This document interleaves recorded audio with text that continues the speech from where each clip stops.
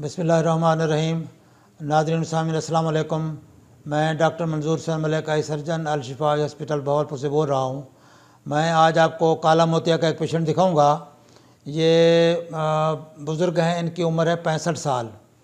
तो इनको काला मोतिया है, 3-4 साल से इनको पता चला है कि काला मोतिया है। डॉक्टर के पास जाते रहे हैं, उन्होंने दवाई दी, कभी इन्होंने डाली कभी ना डाली। इनको बताया गया कि काला मोतिया का ऑपरेशन नहीं होता, इलाज नहीं होता, ऑपरेशन नहीं होता। इलाज तो करते रहे, कतरे डालते रहे, वो ऑफ एंड ऑन यूज़ होते हैं। देहाती लोग हैं, कभी सुस्ती हो जाती है, कभी डालते हैं कभी नहीं डालते, क्योंकि दवाई ना मीठी है ना कड़वी है, ना पता चलता है अभी फ़ायदा दे रही है नुकसान, तो पता नहीं चलता, इसलिए वो सुस्ती कर जाते हैं।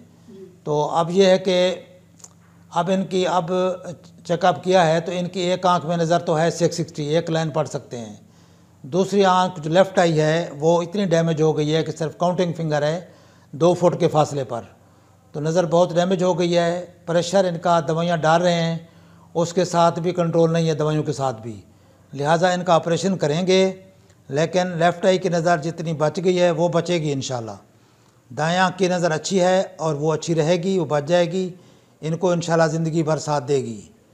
सफ़ेद मोतिया भी है, फिर सफ़ेद मोतिया का ऑपरेशन बाद में करेंगे तो उससे नज़र इनकी और बेहतर होगी और ज़िंदगी भर इंशाल्लाह इनका साथ देगी ये इनकी जो नज़र है।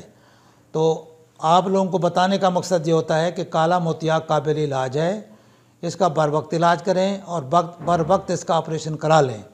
क्योंकि देहाती लोग या आम लोग जो ज़्यादा पढ़े लिखे नहीं होते, वो दवाइयों में सुस्ती कर जाते हैं, उनको पता भी नहीं होता और वो फिर लेट करते करते अपनी नज़र को डैमेज कर जाते हैं।